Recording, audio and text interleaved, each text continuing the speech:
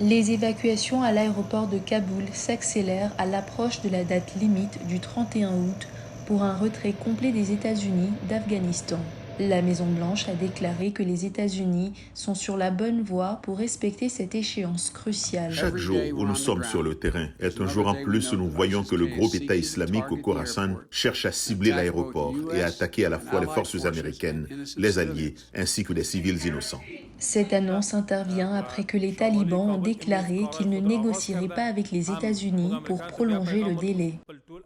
Nous transmettons à nouveau un message aux Américains pour qu'ils puissent retirer tous leurs citoyens dans les délais impartis. Ils ont les installations, des avions sont disponibles et ils contrôlent l'aéroport. Ils devraient évacuer toutes leurs forces et tous leurs sous-traitants.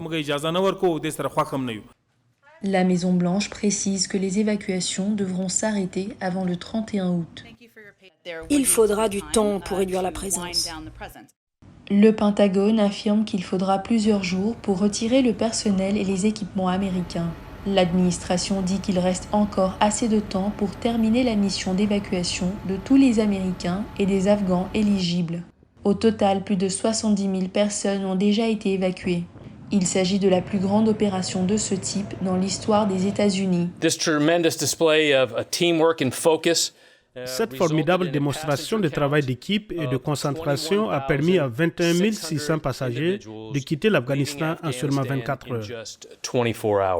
Mais les législateurs américains ont déjà commencé à examiner les raisons pour lesquelles le gouvernement afghan s'est effondré si rapidement et donné lieu à cette évacuation chaotique.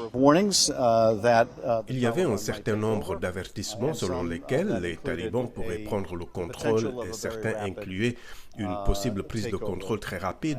En même temps, cependant, je pense qu'il est également juste de noter que personne n'a prédit un effondrement aussi rapide et complet du gouvernement et des forces afghanes.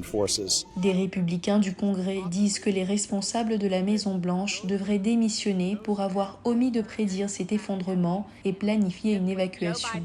C'est la faute de Joe Biden, la faute de Kamala Harris, de toute son administration et de ses responsables. Leur stratégie de retrait était complètement irresponsable. Ils disposaient d'informations et ils savaient que ce qu'ils allaient faire allait créer cette crise.